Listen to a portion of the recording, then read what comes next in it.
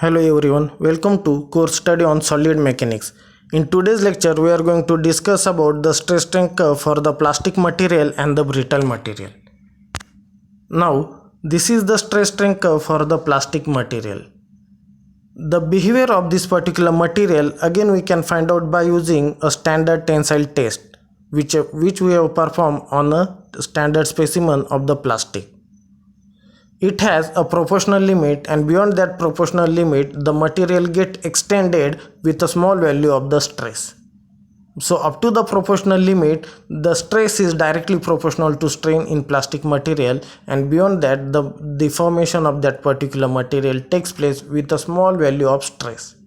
This is the simple stress strain curve for the plastic material. Now we will discuss about the stress strain curve for the brittle material. Before discussing the stress strain curve for the brittle material, we will define what is brittle material. The material that fail in tension at a relatively low values of strain are classified as a brittle material. Now from figure you can observe that we have stress on y-axis and strain on x-axis. We have two regions up to point A and up to point B.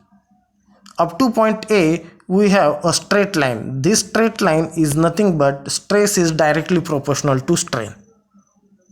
So it means that it obeys Hooke's law up to that particular limit. But beyond point A, if I increases the load, the failure of that particular material takes place. So it means that in case of brittle material, the failure of that particular material takes place with a low value of the strain. We have 2 points only. One point is the proportional limit and the second point is the fracture limit. Now we are going to discuss the terms which are based on the stress strain diagram.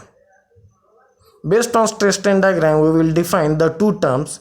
First one, it is the nominal stress, which is also known as conventional stress or engineering stress.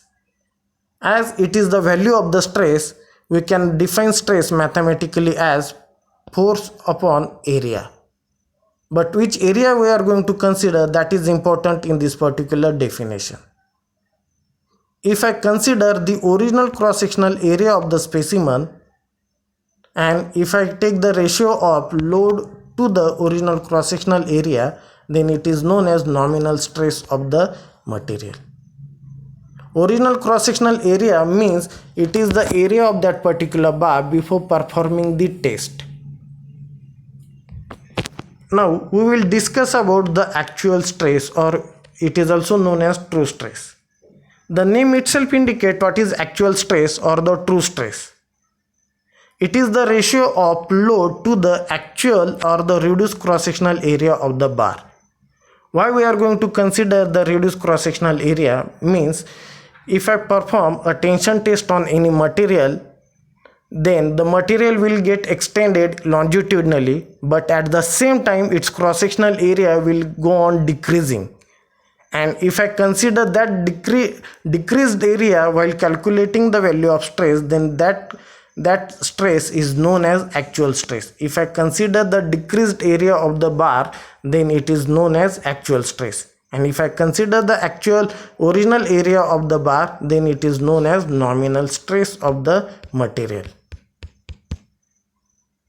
Now we have measurement of ductility.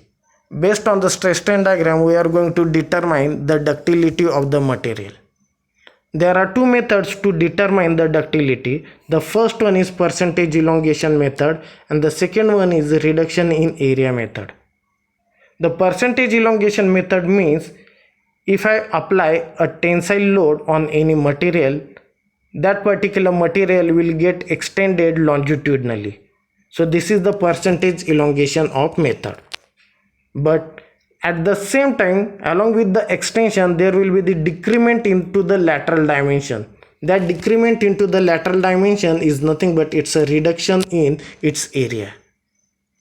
Now how to calculate the value of ductility? By using percentage elongation method and by using percentage reduction in area method. The percentage elongation method is nothing but it is the ratio of change in length to the original length. Now how to calculate the value of change in length? Remember that change in length is nothing but it's a subtraction between final length and the initial length. This is the value of change in length of the material. Final length minus initial length divided by the original length is nothing but this length. Therefore, the percentage elongation is given by final length minus initial length upon initial length into 100, because as it is expressed in percentage, we have to multiply it by 100. Second method to find out the ductility is percentage reduction in area. Percentage reduction in area, it means that it is the ratio of change in area to the original area. Now how to calculate the value of change in area? It is the change in area is given by initial area minus final area, because we have subtracted final area from the initial area, because initial area has larger diameter, because we are performing the tensile test on that particular material. So before performing the test we have the initial area, and after performing the test we have the decreased final area. Therefore the decreased final area is less than the initial area. Therefore we are subtracting the initial final area from the initial area. There we have percentage elongation by this formula: initial area minus final area divided by initial area into 100. In the next lecture we are going to discuss about the Poisson's ratio, shear modulus and the bulk modulus. Thank you.